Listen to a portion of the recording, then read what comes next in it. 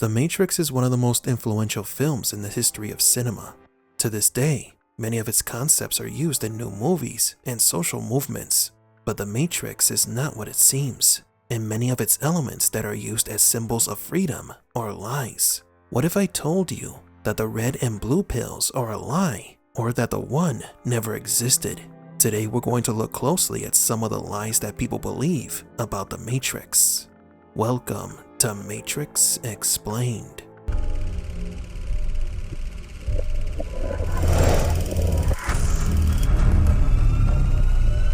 Welcome to the desert of the real. Today, many people have adopted the term red pill as a person who has managed to see beyond the clutches of the system that oppresses them. Red pills are combatants for humanity. They are people who woke up to reality and who fight against the system. Those who manage to see what civilians fail to see. But this in itself is a superficial understanding of what the red pills are. In reality, they are as ignorant to the truth as those who are connected to the Matrix. It was a lie, Morpheus.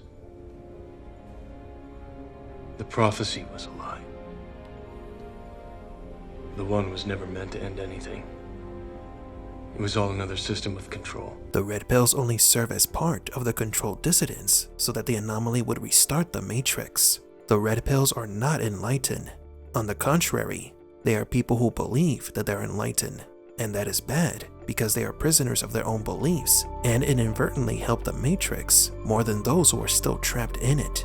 The red pills serve a purpose, just like the simulation programs. Zion is the last free human city. People generally believe that Zion is a free place far from the machines, a human utopia. Many see this as a goal that we as humans should strive for, a place away from oppression. But the reality is that Zion was never free.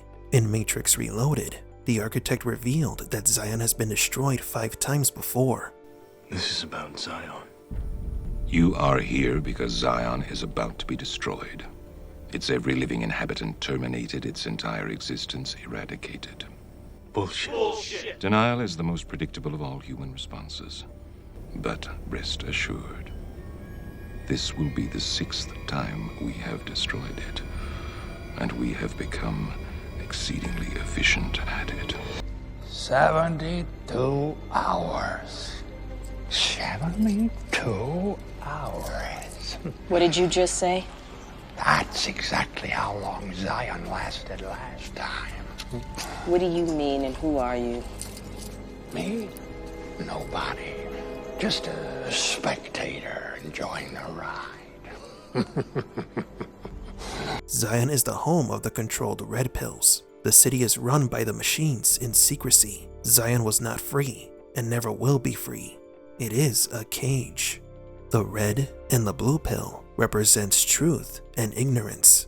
This is perhaps the biggest lie believed by those who have seen the Matrix or who have been influenced by the concept. You have probably heard the term, take the red pill, to describe gaining hidden knowledge. Many anti-establishment or anti-system movements use the symbolism of the red and blue pills to show how you can choose the path of truth or the path of ignorance. This is a lie. The red pill does not represent the truth. The red pill is still a lie. It is an illusion created by the machines. These two paths, one truth, one ignorance, are a dichotomy of choice set by the Oracle to make people believe that they are making their decisions. The red pill is as much a lie as the Matrix itself. Taking the red pill to gain knowledge does not make sense. There is no red or blue pill. There is only the lie at the end of the rabbit hole. Neo is the one. Before the announcement of Matrix 4, dozens of news outlets began to speculate if Trinity would be the new one or if Neo would return as the one. Many began to question if the next one would be someone young to pass down the legacy to a new generation, just like Star Wars.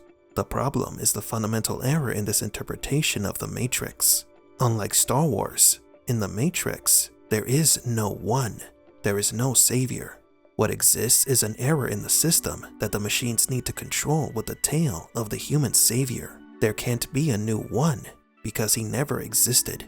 At the end of Matrix Revolutions, it is believed that Neo became the prophesized savior after destroying Agent Smith and negotiating the truce with the machines. However, we do not believe that Neo is the savior because the so-called truce benefits the machines more than the humans. The DVD, and later on the Blu-ray and digital release of the Matrix film trilogy, came with audio commentaries from philosophers, cast, and crew members talking about the behind-the-scenes making of the movies. Yet 2 crew members did not record a specific audio commentary for the movies. The Wachowskis explaining the movies in detail, the symbols, the references, what anything means in the films. According to the Wachowskis, they never intended to explain anything. They wanted the Matrix to be an experience that is interpreted differently by everyone. The Matrix can mean something different for each person. The movies are full of symbolic allegories, idealisms, and religious satire. Not too long ago, Lily Wachowski spoke about one of these interpretations that were given to the Matrix, and immediately, thousands of people reduced the meaning of the Matrix to this single allegory. This was a mistake, because within this universe there are hundreds of allegorical and symbolic interpretations. Reducing the Matrix to a singular interpretation is wrong, or an oversimplification of the franchise. If you are new to this channel, you might realize that we have multiple videos with theories that all cannot be correct. Some theories directly contradict others. Here we want to share what we think the Wachowskis expected from their audience. Not to see the Matrix as a linear story, but rather an experience full of nuances that can be studied in depth from different angles and resulting in different degrees of truth. The directors of The Matrix have said that they do not want to explain the films, that it's up to the fans to interpret it and reach their own conclusions. That is the reason why this channel exists, to study every detail and idea that this universe presented, from the improbable to the philosophical, everything that can lead us to a better understanding of our reality. Although it would be fun to see Lana Wachowski in the architect's chair trying to explain to us everything about the Matrix universe for 4 hours or more.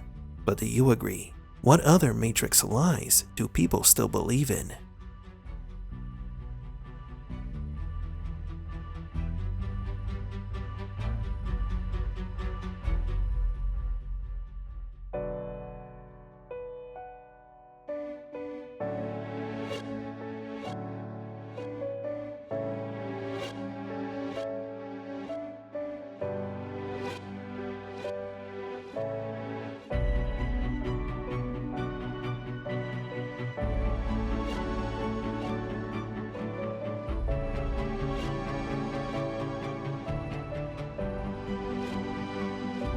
Matrix Explained.